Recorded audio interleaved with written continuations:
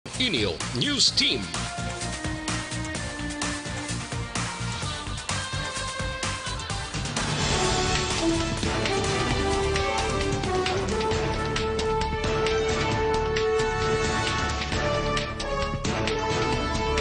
Sa ato nagapanguna nga mga pangulong dinalan sa mga balita lokal, duha ka mga punong barangay sa Bacolod positibo sa COVID-19. Barangay 18 naka-record sang dugang nga anong kakaso sang COVID-19. Sa balita nasyonal, kaso sang COVID-19 sa Pilipinas masobra na sa 164,000. 14 kang opisyal sang PhilHealth lakip na si Morales nagpirma sang bank secrecy waiver. Maayong aga Bacolod, maayong aga Bilogawahin sang Western Visayas. Karon nga daw Martes, Agosto 18, 2020. Ang inyong news team, Aksyon, Dorel, Cabatu. kag Aksyon Boy Duran, ang mga balita lokal pagkatapos lamang sa ner.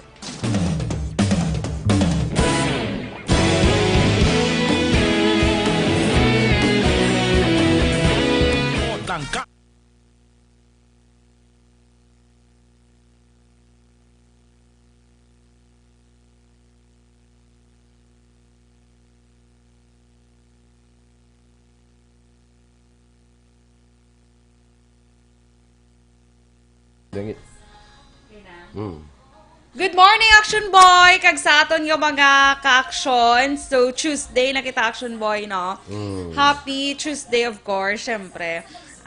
August 18, 2020. Good morning sa aton yung mga ka-action yung nagapamati sa aton subong nga adlaw. Kay Sir Edwin Pineda, kay Christine Menyes Villalobos, kay Uchida Haruka. Mayong aga, Sir Boy, kag Ma'am Dorel, watching from Japan. Kag sa tanan nga nagapamati, are absent naman. Mamati ko, anay. Babong. Sino? Absent kita sa work para mamati. Thank you, gid mama. Kay Uchida Haruka. Kaya Dennis Richard Tiboroma, ay, lain. Good, ayan, to nadulaw. Good morning. Hindi ko mabasa, wait. Good morning, Action Boy and Mommy Doors. Good morning, kid. Have a nice day. Yes, energy. Yes. Kag sa Energy Fans Club, bugtaw na kamuda. Namukaw naman siya, oh. Kay Bia Jonathan, good morning man, Action Boy. Kag kay Ernesto, oh. Ernesto, galumpat yung mga cellphone mo, yaw. Ernesto Rigatio, good morning, Action Boy, kag Action Dorel, kag sa tanan, yung taga-barangay Hagimit La Carlota. Maayong aga lang ko na Action Boy. Kay Edmar Kilitar, good morning, Action Radio, watching live from Bago City. Ginagreet niya lang ko no ang Sabidonia family, kag Mugar family. Kay Kagawad Raymart Sabidonia, kag Merlin Gonzalez Sabidonia, good morning man. Kay Cory Vidaha, dra sa may Kuwait, mayong aga. Kay Angie Jimeno Halandoni, good morning, Action Radio. Keep safe. God bless. God bless. Kay Alex Fuentes, good morning sa inyo ni Action Sir Boy, kag Action Dorel. Happy Tuesday sa inyo nga duwa. Be safe. Ikaw man, be safe. Correct. May B pa na siya, B. Kita mo B? Literal, ganyan nga biya, yes. Buyog. Buyog. Ronnie Vega, maing agaman.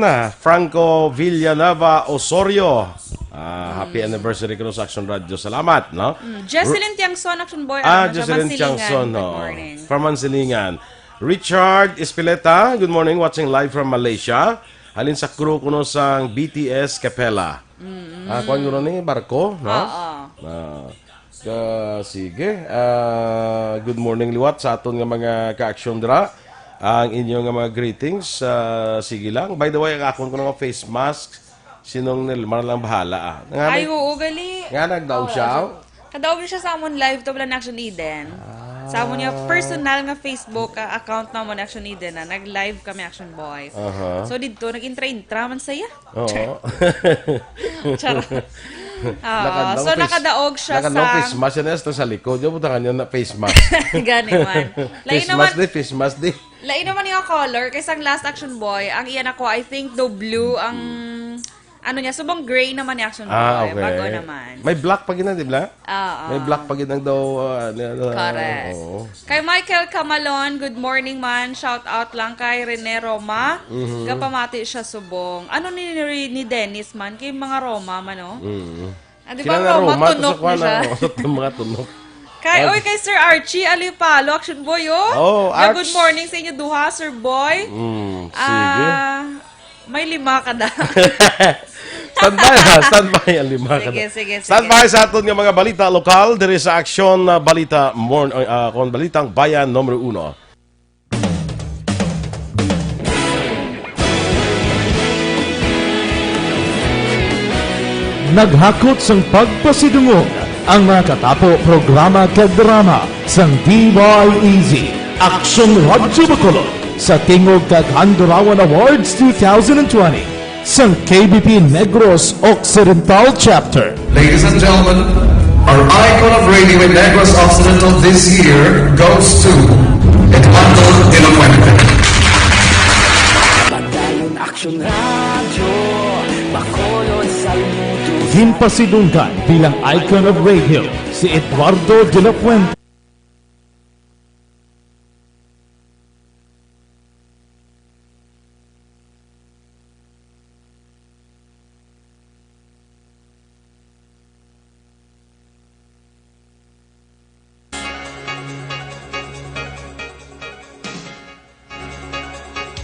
Aksyon Radio Philippines Standard Time, 8 minutos na kaligad sa tak ng alas 6. Detalye na sa aton mga balita lokal. Duha ka mga punong barangay sa siyudad sa Bacolod ang nagpositibo sa COVID-19. Suno kay Liga ng mga Barangay President Lady Glass Gonzales, ang mga nagpositibo nga kapitan mo sanday Kapitan Boy Pico sa Barangay Mansilingan kag Kapitan Ricky Mijares Sr. sa Barangay Barago. Madumduman una gibahag ni Mijares sa interview sa Aksyon Radio Bacolod sadto nga nagnegatibo ini sa una nga RT-PCR test apang iya ginapatapos ang 14-day nga mandatory quarantine. Sa impormasyon ni Gonzales, terikdan nga simana nakapatigan sang sesyon si Mijares sa barangay, naglain niya pamatyag kag dito nagdesisyon nga magpaidalom sa ikaduha nga test kag nagpositibo sa masakit. Sabadong adlaw sang nabaluan ni Gonzales ang resulta sang test. Ginpaidalom sa karon sa lockdown ang barangay hall sa Banago, umpisa Agosto 17 to 23 para sa disinfection. Sa kabugusan, duha ka kapitan sa syudad, isa ka barangay kagawad sang barangay 14 ang nagpositibo sa masakit.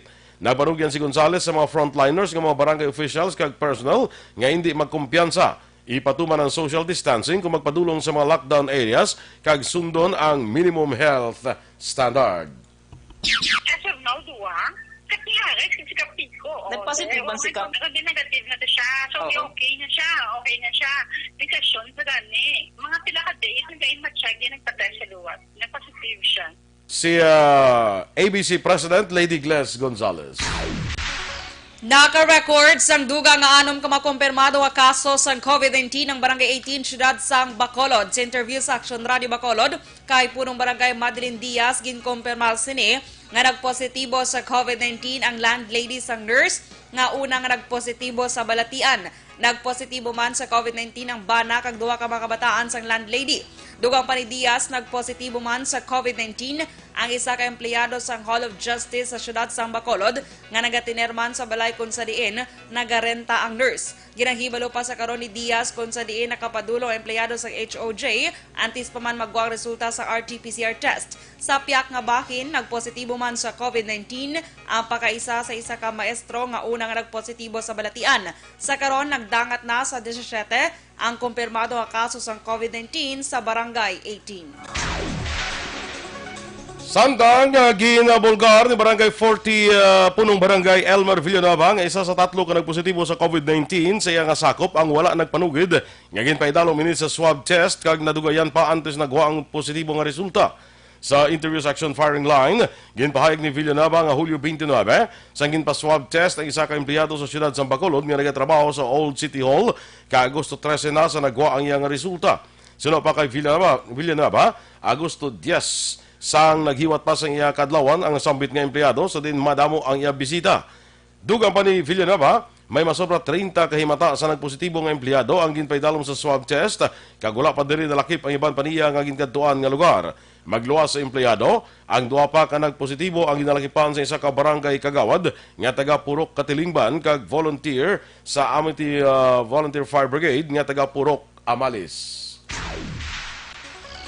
Sa dugang nga balita, lokal, patay ang isa ka aktivista matapos ginlothang sa Santa Maria Street, Eroreco Subdivision, Barangay Mandalagan, Syudad sang Bacolod, kagabi Agosto 17, 2020. Ang biktima ang ginkilala kay Zara Alvarez, 39 anyos, nga tumandok sa Syudad San Cadiz. Sunod kay Police Station 3 Commander Police Captain Richard Fajarito, nagbakal sang sudan ang biktima kag papauli na sang girentahan nga balay sang nasugatan ang suspect.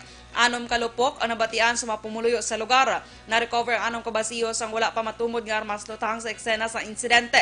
Dugang pa ni Farito, nagpalagyo ang gunman padulong norte nga bakin sang lugar kung sa diin isa ka persona nga sakay sa motosiklo ang nagahulat. Wala pa may baluan ang motibo sa krimen. Patay man ang duha ka lalaki matapos ginluthang sa sitio Huevesan, Barangay Marcelo, Banwa, sang Calatrava sa tung Domingo sang hapon.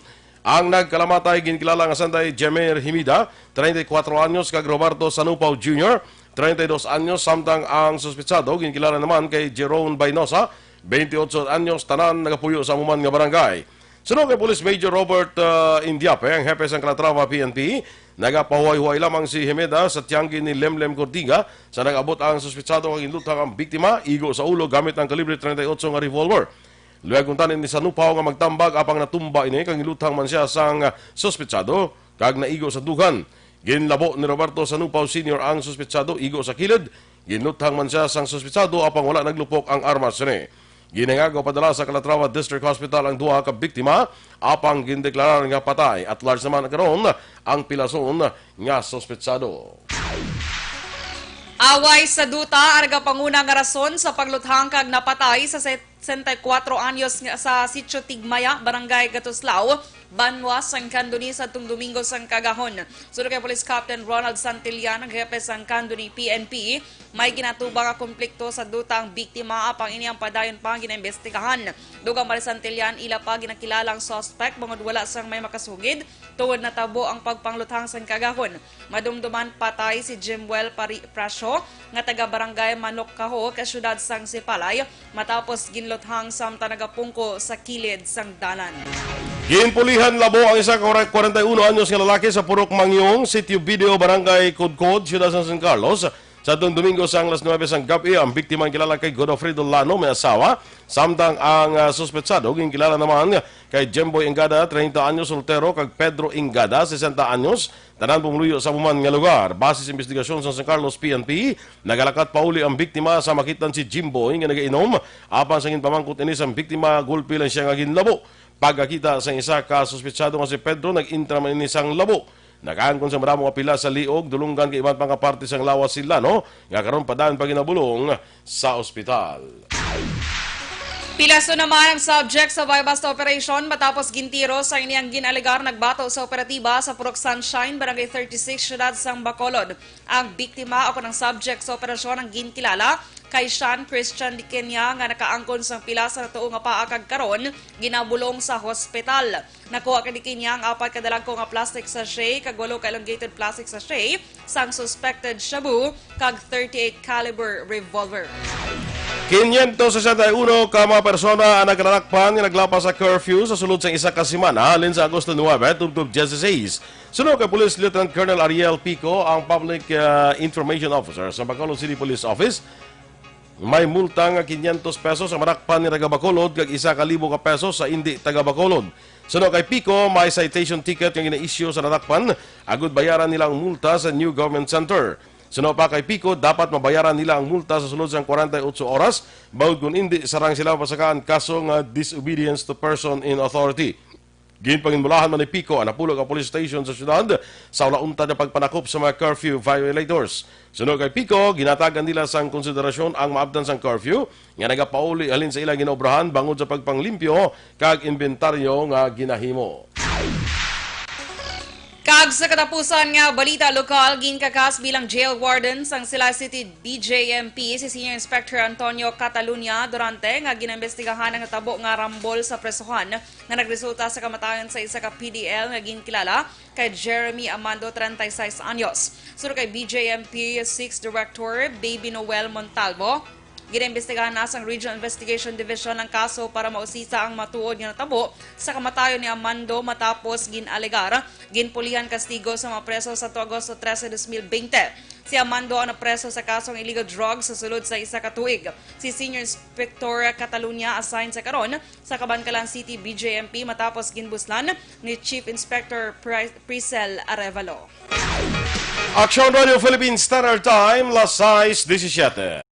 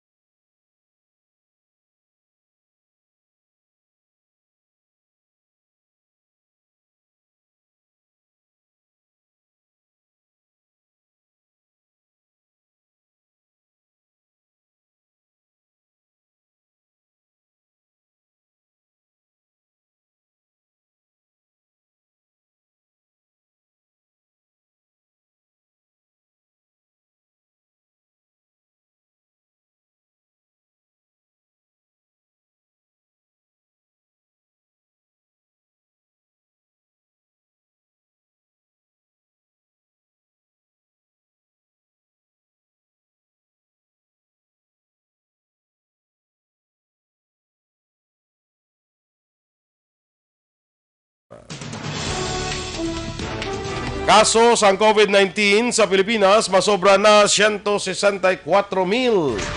Samtang 14 ka-opisyal sa PhilHealth, nakip na si Morales, nagpirma sang bank secrecy waiver. Detalye sa mga balita national sa magbalik sang aksyon, Balitang Bayan, Numero 1. Life Extension.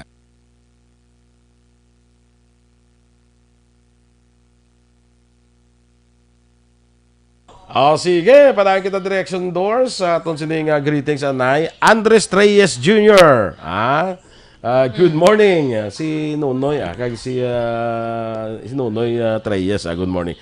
Archie Ray Alipalo, may 5 ka na ako, no?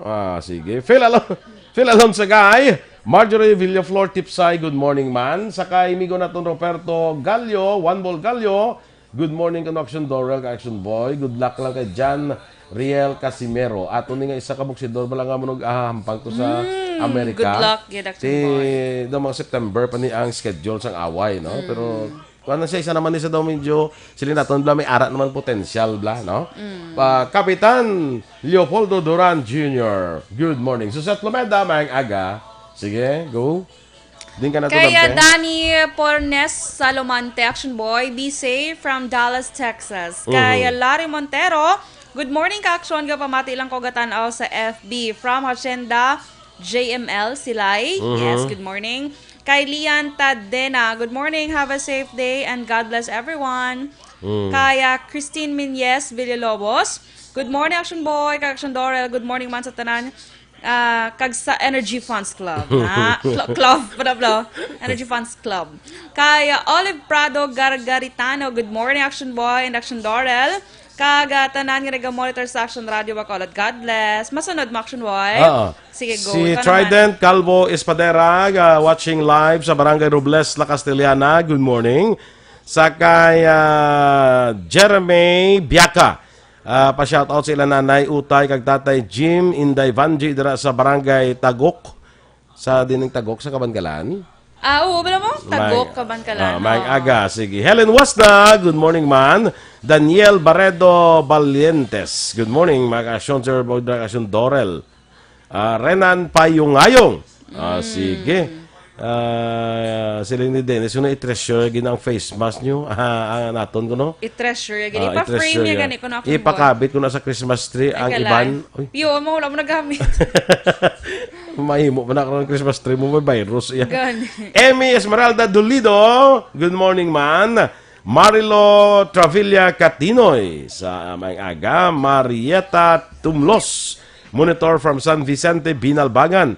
Michael Joseph Helado, listening from Handumanan, Heal Our Land kuno. Bambi Padernal, Jonel Halyurina, good morning man. Emma Emanuel, Ann Albino, Lydia Beronio, kag Miriam Bieliasa Binoman, happy anniversary kuno Action Radio. Dennis Malaga, kag sa taga La Carlota.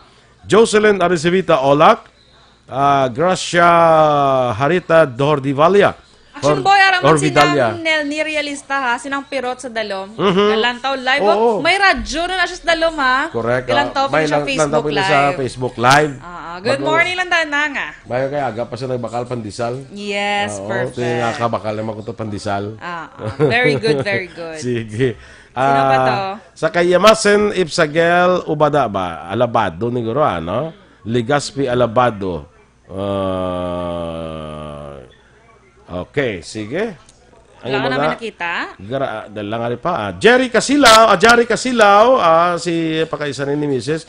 Good morning ko sa asawa si Vanji, ginaparis sa inyo programa sa Iya Kape. Wow, very good gid na. Ako niya pandisal nga ginapod ko sa kape, ay ang atong programa. Good.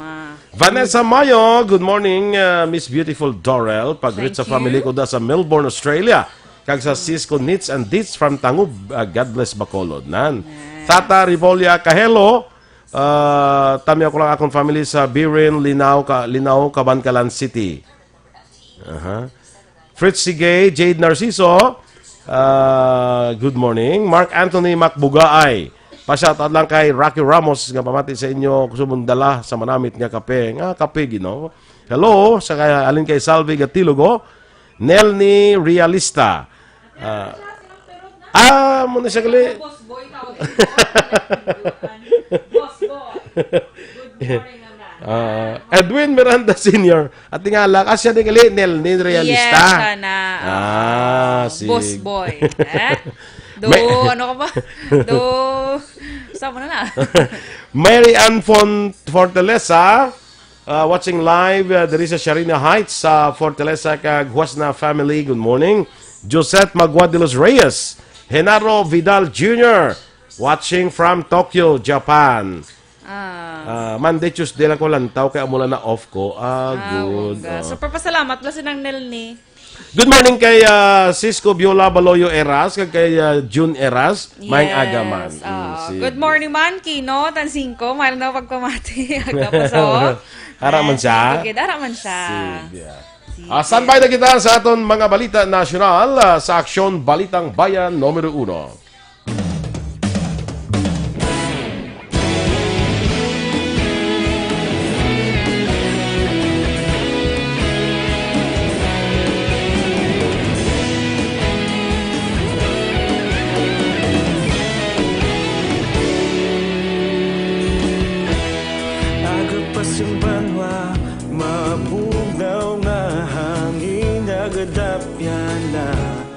Ikaw nang ginapamati, alamon ginasandigan.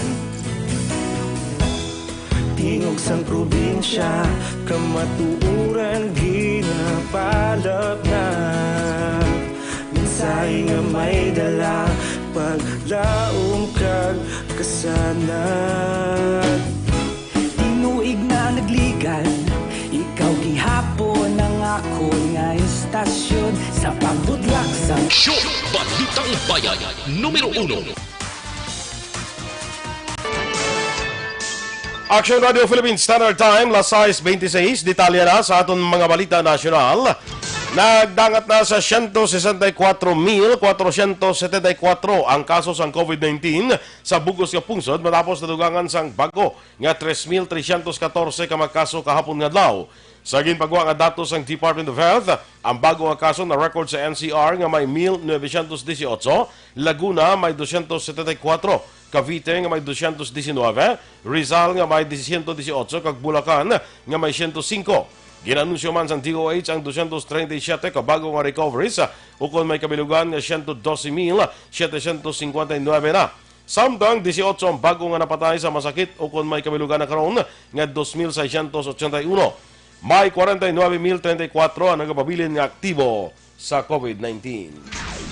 Nagdagat na sa 46 ang nagpositibo sa COVID-19 sa Kamara matapos ginreport kahapon Lunes ang duwa ka bago nga kaso sa Balatian. Ang regular session ang ginsuspend halin Agosto 17, tub-tub 18 para sa ipatuman nga massive cleaning kag disinfection sang plenary hall kay iban pa ka lugar sa batasang pambansa compound sa siyudad sa Quezon.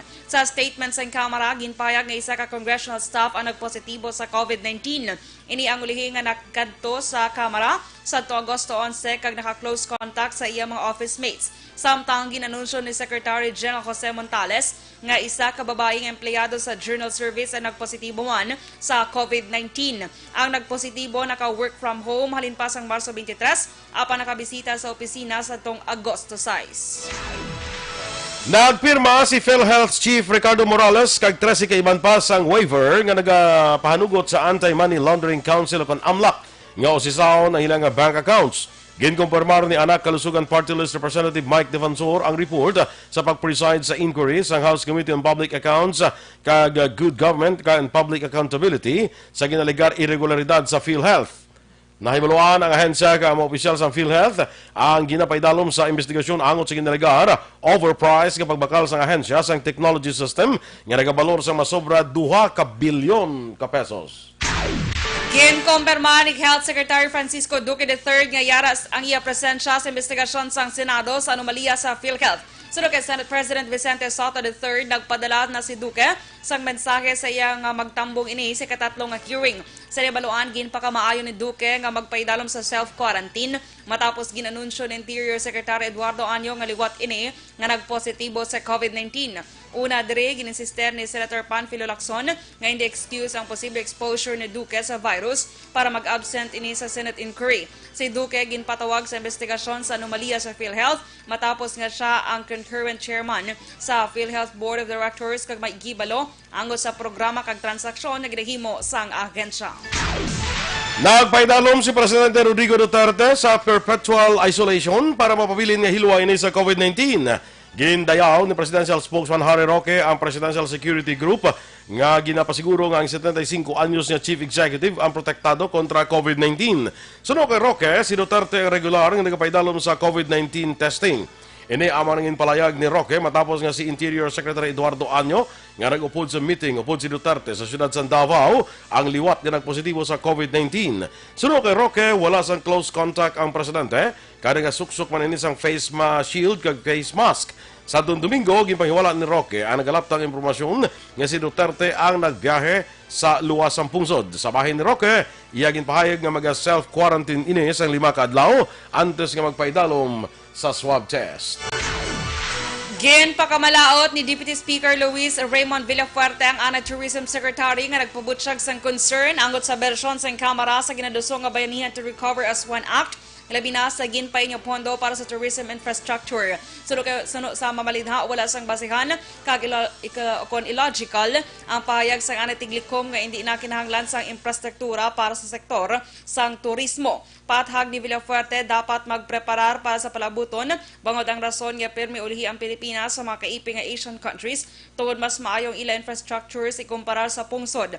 Una dire ginkwestiyon ni Tourism Secretary Gemma Cruz Araneta ang ginpain sa Kamara nga 10 bilyones pesos para sa tourism infrastructure sa idalom sang ginaduso nga Bayanihan 2 law nga ihatag sa Tourism Infrastructure and Enterprise Zone Authority. Aksyon Radio Philippines Standard Time, las 6:30. Sa ato naman mga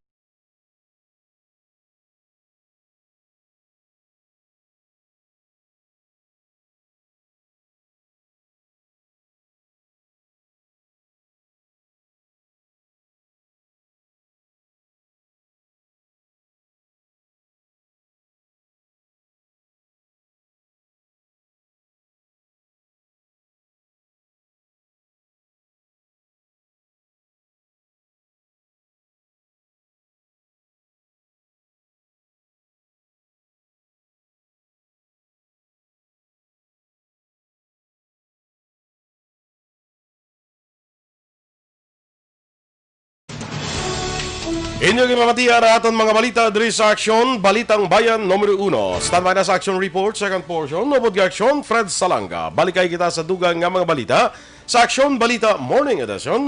Upod gapon sa inyong news team. Aksyon, Dorel, Cabatu. Kag-Aksyon Boy Duran. Una sa balita, una sa aksyon.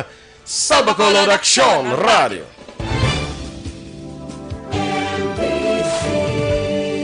Manila Broadcasting Company. Sa balita, komentaryo, issue,